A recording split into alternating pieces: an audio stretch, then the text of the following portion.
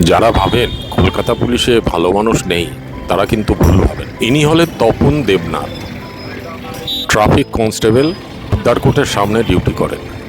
আমাকে দেখে হাত ধরে রাস্তা পার করিয়ে গাড়িতে বসিয়ে দিলেন।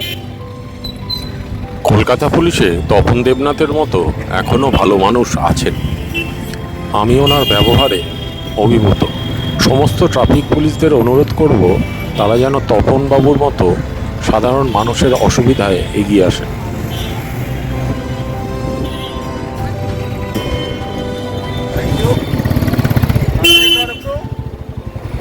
আপনার নামটা কি? তপন দেবনাথ। কলকাতা পুলিশের সম্বন্ধে অনেকেই অনেক কিছু বলে।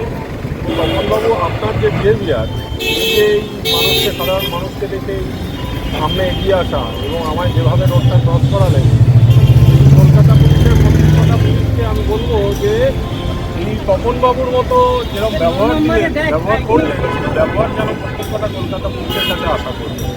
খুব ভালো থাকবেন, নমস্কার, ভালো থাকবেন। আমি এই উদ্যারকোটে এই সিট নম্বর 15তেই ডিউটি করি।